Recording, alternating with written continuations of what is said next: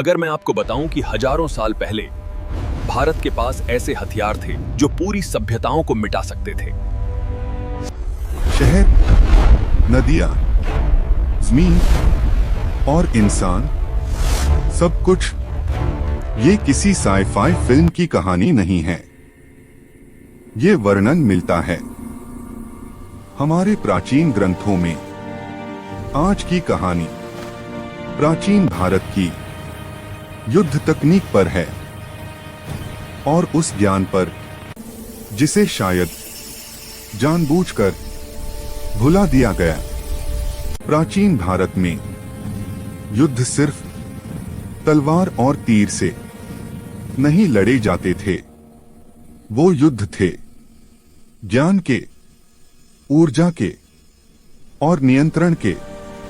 महाभारत और अन्य ग्रंथों में ऐसे अस्त्रों का जिक्र है जिनका प्रभाव आज के आधुनिक हथियारों से मिलता जुलता लगता है।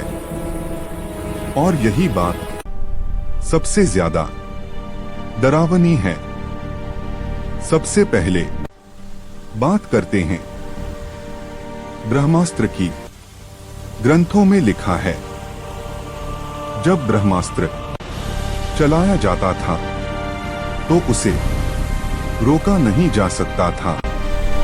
जहां ये गिरता वहां की जमीन सूख जाती, नदियों का पानी पीने योग्य नहीं रहता, आसमान तेज रोशनी से भर जाता और कई वर्षों तक उस स्थान पर कुछ भी उग नहीं पाता। अब जरा रुकिए, ये सिर्फ कविता हो सकती है या फिर किसी ऐसे हथियार का वर्णन है जो अत्यधिक ऊर्जा छोड़ता था।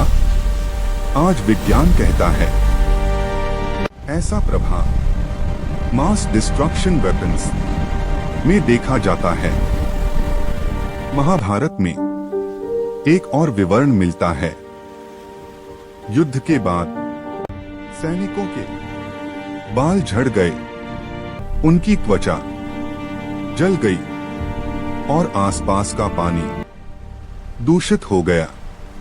आज आधुनिक विज्ञान कहता है ये लक्षण रेडिएशन एक्सपोजर से मिलते हैं।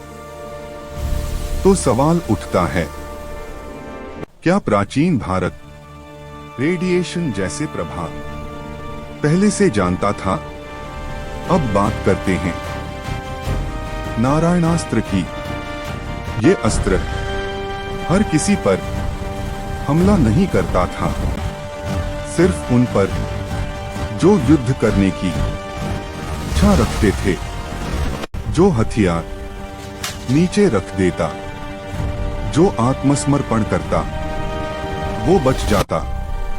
ये कोई साधारण हथियार नहीं था, ये व्यवहार को पहचानता था, जैसे कोई इंटेलिजेंट सिस्टम निर्णय ले रहा हो।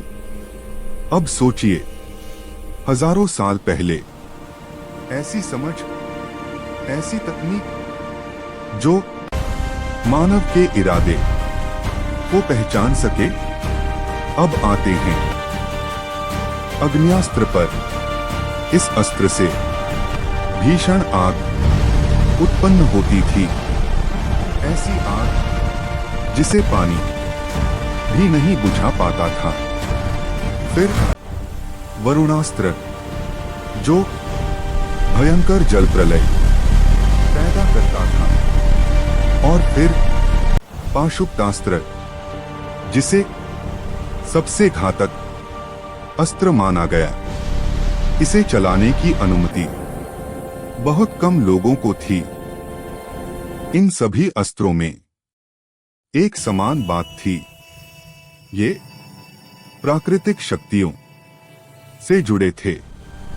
आग, पानी, ऊर्जा और अंतरिक्ष जैसे प्रकृति को नियंत्रित किया जा रहा हो। कुछ विद्वान मानते हैं इन अस्त्रों को चलाने के लिए मंत्रों का प्रयोग होता था, लेकिन मंत्र शायद सिर्फ शब्द नहीं थे। संभव है वो विशेष ध्वनि तरंगे या फ्रीक्वेंसीज होती हों, क्योंकि आज विज्ञान मानता है ध्वनि ऊर्जा को प्रभावित कर सकती है। अब सबसे चौंकाने वाली बात, महाभारत में युद्ध के नियम थे। कुछ अस्त्र कभी इस्तेमाल नहीं किए गए। क्यों? क्योंकि उनका प्रभाव सिर्फ शत्रु पर नहीं, पूरी मानवता पर पड़ सकता था। यानी प्राचीन भारत सिर्फ शक्तिशाली नहीं था, वो जिम्मेदार भी था। आज हम जब आधुनिक हथियार बनाते हैं, तो क्या हम उतनी ही जिम्मेदारी दिखाते हैं? ये सवाल महत्वपूर्ण है। अब एक और गंभीर सवाल, अगर ये सब सिर्फ कल्पना थी, तो अलग अलग ग्रंथों में इतने मिलते जुलते तकनीकी विवरण कैसे, और हथियारों के उपयोग पर इतनी कड़ी चेतावनियां क्यों?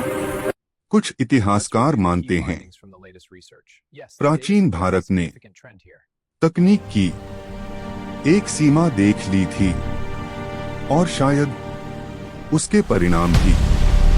इसलिए कुछ ज्ञान को जानबूझकर ग्रंथों में रूपक बनाकर छुपा दिया गया, ताकि भविष्य की सभ्यताएं उसी रास्ते पर फिर न जाए।